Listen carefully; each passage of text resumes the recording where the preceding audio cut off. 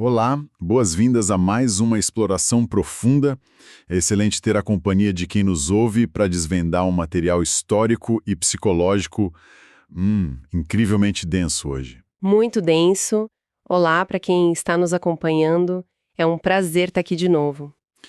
Quem acompanha a história dos movimentos apocalípticos religiosos muito provavelmente já conhece de cor a data de 22 de outubro de 1844, a famosa ressaca do grande desapontamento do movimento milerita. Sim, o marco clássico. Isso. Mas o documento que temos em mãos hoje, intitulado A Volta dos que Não Foram e o Surgimento do Juízo Investigativo, ele não foca apenas na falha da profecia em si. O material propõe uma verdadeira engenharia reversa. Exatamente. Sobre como o movimento não apenas sobrevive ao colapso de sua crença central, mas utiliza esse próprio fracasso para criar uma estrutura institucional global. Perfeito. Então, a nossa missão na imersão de hoje é entender isso. Vamos analisar as pressões psicológicas, a dinâmica de grupo e a arquitetura teológica que, segundo o autor deste texto, salvaram a instituição de desaparecer na obscuridade. Mas antes de mergulharmos nessa anatomia do pós-desapontamento, é imprescindível estabelecermos uma regra fundamental para nossa análise aqui hoje. Com certeza, um aviso importante. O material que estamos dissecando contém críticas severas, contundentes e de cunho profundamente teológico contra as origens do adventismo. Precisa ficar cristalino para quem está ouvindo que nós não estamos tomando partido. De forma alguma. Mento.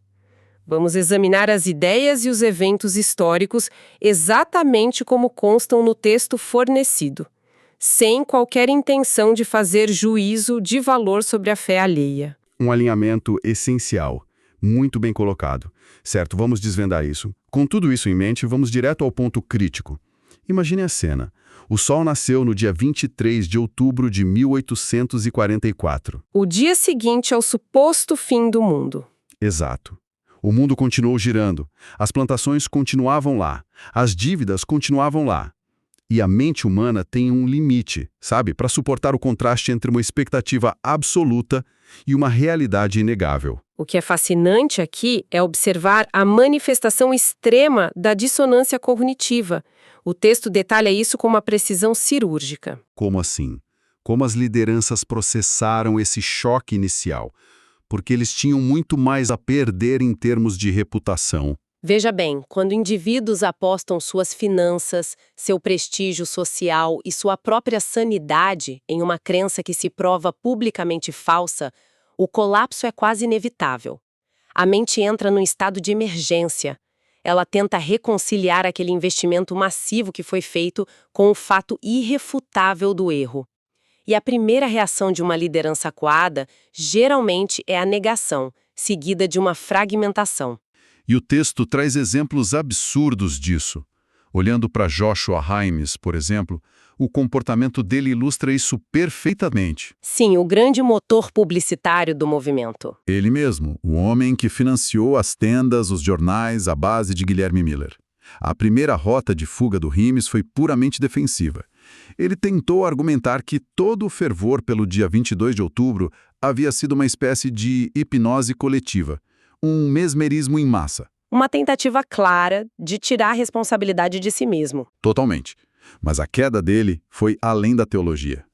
O jornal Boston Post da época não perdoou e começou a publicar acusações fortíssimas de fraude financeira contra ele. A acusação era de que Himes teria manipulado o pânico do fim do mundo para angariar fundos e enriquecer ilicitamente.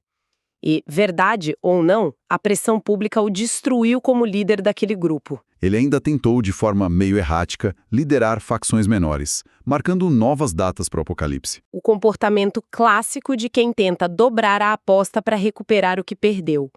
No fim das contas, exaurido, ele abandonou o movimento e retornou para a igreja episcopal, de onde havia saído. E vemos um padrão similar de abandono em outras figuras também. Mas existem casos documentados aqui onde a ruptura não foi apenas institucional, foi uma ruptura psicológica total. Samuel Snow é talvez o exemplo mais trágico. O caso do Snow é impressionante do ponto de vista psiquiátrico. Sim, ele não era um seguidor qualquer. Foi ele, o Snow, que fez os cálculos e cravou a data exata de 22 de outubro. O peso de ter induzido dezenas de milhares de pessoas ao erro parece ter quebrado algo dentro dele. Em 1845, Snow já havia perdido completamente contato com a realidade. Ele assumiu a identidade de ninguém menos que o profeta bíblico Elias. Exato. Ele achava que era o próprio Elias. E a escolha da figura de Elias não é acidental por uma psique em frangalhos. Elias, na tradição judaico-cristã, é o profeta do confronto. É aquele que traz o fogo do céu e a seca. Snorri era incapaz de lidar com a humilhação passiva do desapontamento, então assumiu uma persona agressiva. Ele passou a ameaçar as nações com guerra, fome e pestilência, caso não aceitassem as novas revelações dele. É uma tentativa desesperada da mente de retomar o controle e a autoridade através do delírio de grandeza. E, infelizmente, ele terminou seus dias na insanidade. E essa fuga da realidade assumiu formas bizarras na tentativa de justificar o fracasso. Enoch Jacobs tomou um caminho totalmente diferente. O editor da influente revista The Star. Isso. Ele declarou que a profecia não falhou, mas que o reino de Deus havia chegado de forma espiritual. Uma saída muito conveniente. Conveniente até demais, porque ele usou essa interpretação espiritualizada para justificar a abolição das regras morais terrenas. O texto menciona que isso o levou a arrumar diversas esposas espirituais, de maneira totalmente ilícita. Essa é a fragmentação clássica que mencionei. Sem a figura central unificadora da profecia, o grupo se estilhaça. Cada líder remanescente puxa a narrativa para uma direção que alivie sua própria angústia ou sirva aos seus impulsos. Agora, se as lideranças entraram nesse parafuso, imagine o impacto na base, nas pessoas comuns que venderam suas fazendas, que não colheram suas safras porque acreditavam que a terra seria purificada pelo fogo. Foi um trauma coletivo sem precedentes. E os relatos da época que o autor traz atestam o nível de fanatismo grotesco nessa base órfã. Jornais como o Vermont Phoenix começaram a documentar comportamentos que beiravam a histeria coletiva. Pessoas foram vistas engatinhando pelo chão, latindo. Latindo como cães. Sim, e agindo de propósito como crianças pequenas. A justificativa teológica distorcida era que, como o mundo não acabou, eles precisavam provar um nível ainda mais de submissão. Eles se basearam naquela passagem bíblica de que só os que se tornam como crianças entram no reino. O que chama atenção na análise desses comportamentos é o retorno a práticas quase primitivas de expiação. O documento cita um evento profundamente perturbador. O caso do bode, não é? Isso, onde fiéis utilizaram um bode vivo em um ritual punitivo. Eles espancaram o animal brutalmente como uma forma de transferir a culpa e os pecados que supostamente teriam impedido o retorno de Cristo. É pesado ler isso. É a literalização grotesca do conceito do bode expiatório do Antigo Testamento, impulsionada pelo desespero absoluto daquele grupo. E essa inércia da negação durou muito mais do que se imagina. 10 anos depois, em 1854, o Brooklyn Daily Eagle ainda publicava relatos de pequenos grupos de fiéis em Boston. Pessoas vestidas com túnicas brancas de ascensão ainda se reunindo. Ainda esperando serem levadas aos céus a qualquer momento. Uma década depois. Impressionante. E em meio a todo esse caos, a figura que deu nome ao movimento, o Guilherme Miller, teve um fim bem melancólico.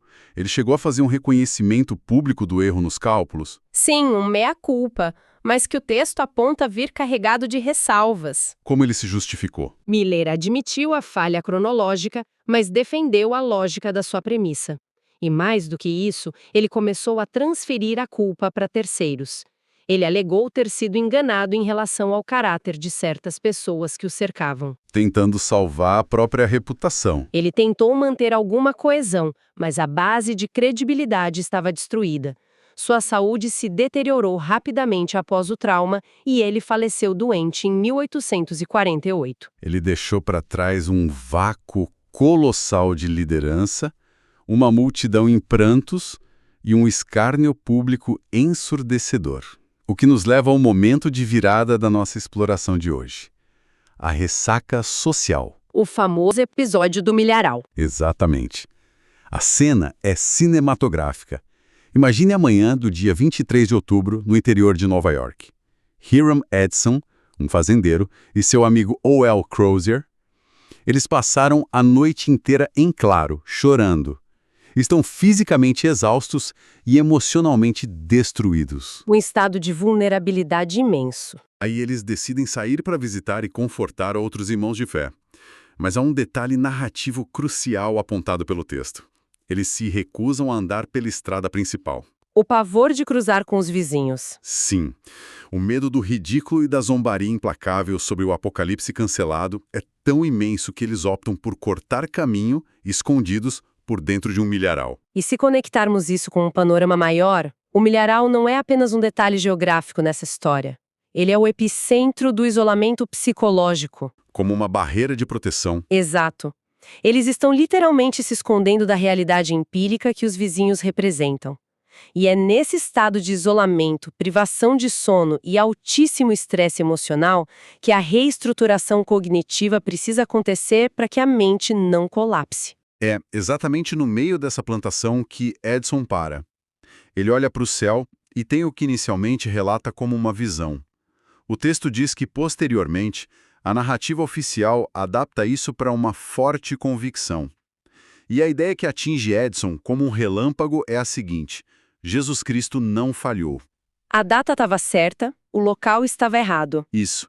A data de 22 de outubro estava corretíssima. O erro foi o local geográfico. Em vez de voltar para a Terra, Cristo teria apenas mudado de cômodo no santuário celestial. Passando do lugar santo para o lugar santíssimo. Perfeito. Explica para quem está ouvindo como funciona essa dinâmica teológica que eles criaram. Claro. Para entender o peso dessa ideia, a gente precisa olhar para a tipologia do santuário hebraico do Antigo Testamento, que é a chave de leitura deles aqui. Certo. No ritual judaico, o sumo sacerdote oficiava diariamente na primeira parte do tabernáculo, que era o lugar santo.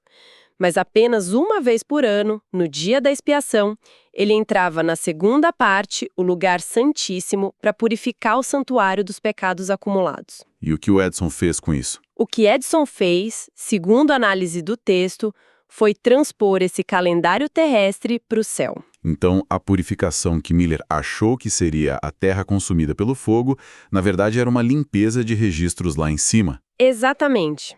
E sociologicamente falando, essa manobra é de uma eficácia assustadora.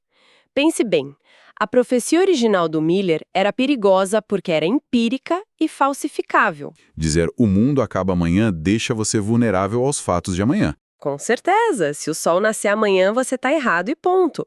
A visão no milharal pega esse evento falsificável e o transfere para uma dimensão invisível, inatingível e não testável.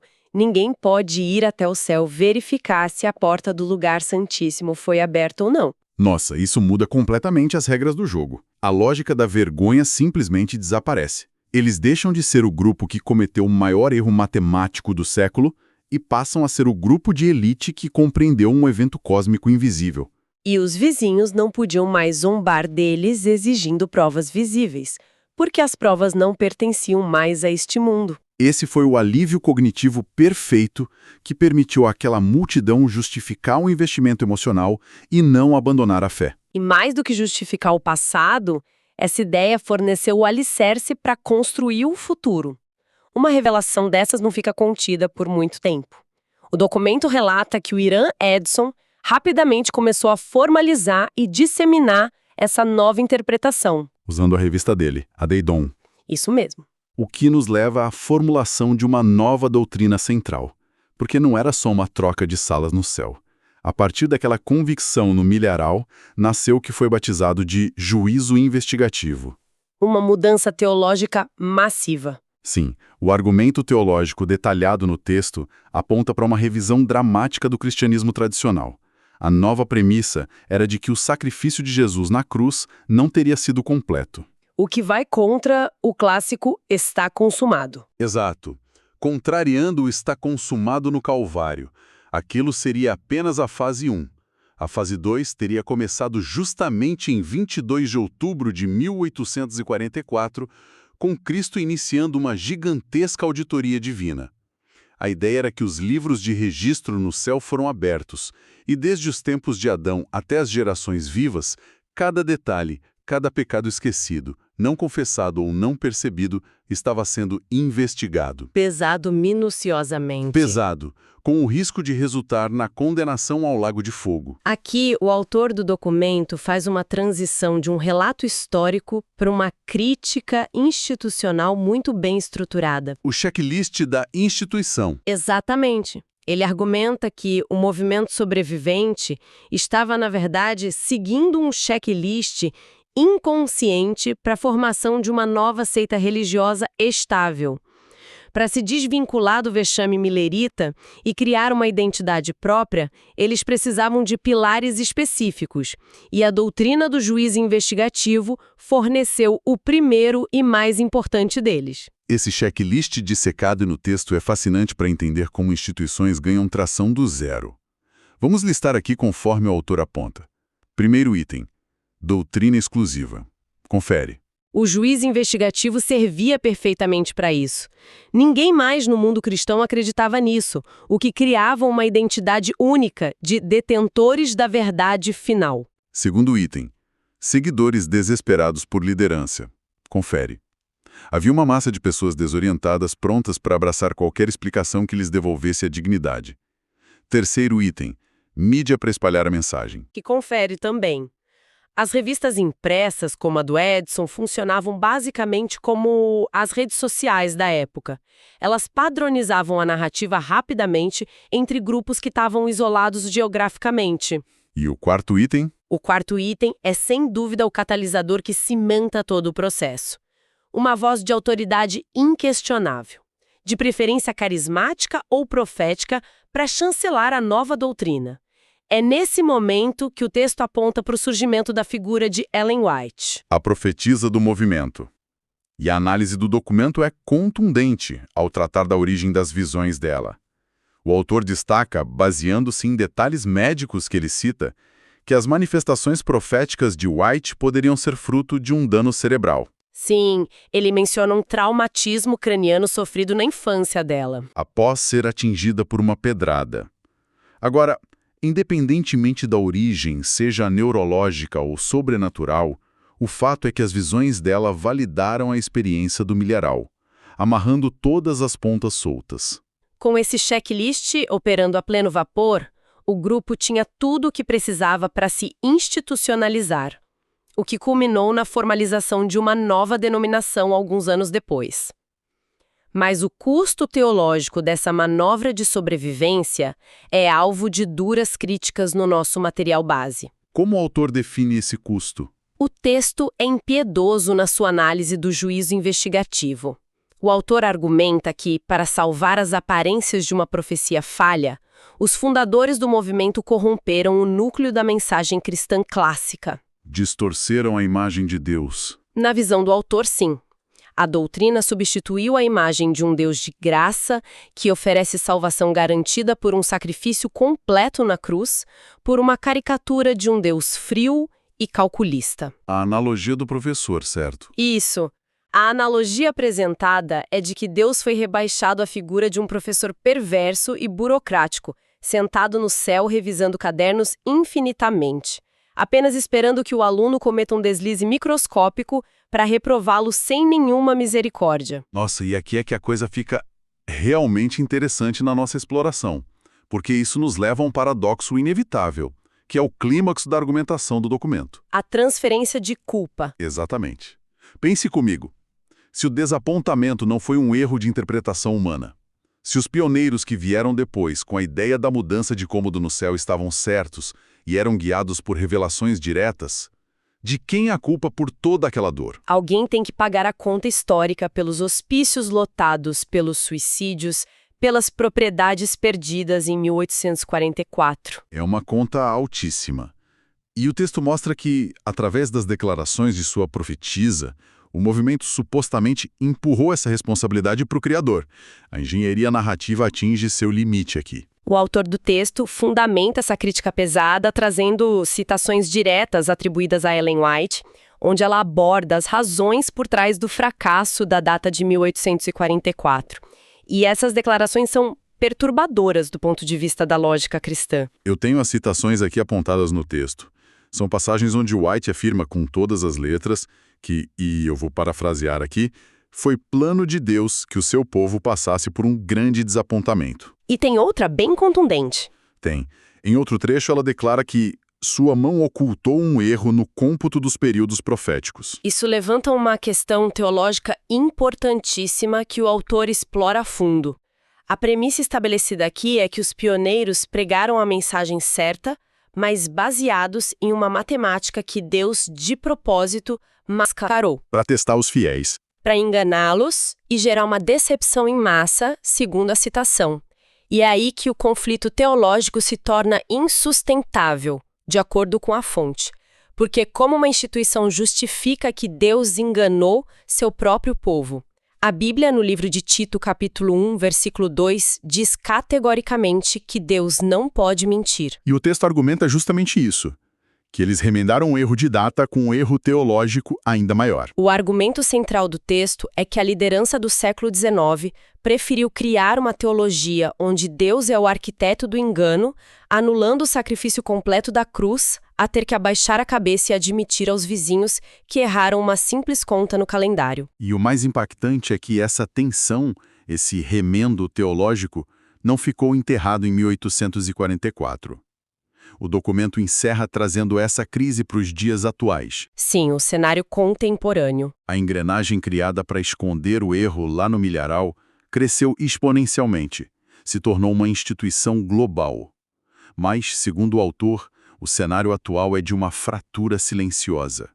Hoje, existem dezenas de teólogos, historiadores e pastores dentro do próprio movimento que admitem as falhas. Eles têm pleno conhecimento das falhas lógicas e históricas dessa doutrina. O texto aponta que alguns mais vocais já chegaram a chamar internamente o juízo investigativo de a grande farsa. No entanto, a análise institucional do texto revela por que a mudança não ocorre na prática. A inércia burocrática e o peso da tradição fundacional acabam paralisando a honestidade intelectual. O documento aponta que muitos estudiosos optam pelo silêncio absoluto. O famoso silêncio por medo. Medo real de perder o emprego. Eles silenciam por medo de represálias institucionais, de exclusão social dentro das suas próprias comunidades, ou a perda iminente de suas posições e aposentadorias. Desmantelar o juízo investigativo hoje não seria apenas corrigir um ponto teológico. Significaria desfazer a própria razão de existir da denominação. Estruturalmente e psicologicamente, a instituição entraria em colapso. Então, o que tudo isso significa? Olhando para todo esse cenário complexo que destrinchamos, por que quem está ouvindo deve se importar com essa história de 1844, independentemente de sua fé ou visão de mundo? Porque é uma lição maior sobre a natureza humana. Exato. Nós revisitamos um desastre apocalíptico onde a dura realidade atropelou uma expectativa apaixonada. Vimos a mente humana se quebrar sob a pressão da vergonha pública, gerando fanatismo e delírios. Acompanhamos bizarrices no milharal que resultaram na estruturação de uma grande instituição através de uma ginástica narrativa brilhante. Transformando um erro irrefutável num evento invisível no céu. E, por fim, vimos como o medo da humilhação gerou um checklist institucional que preferiu jogar a culpa num criador supostamente enganador do que assumir a própria falha.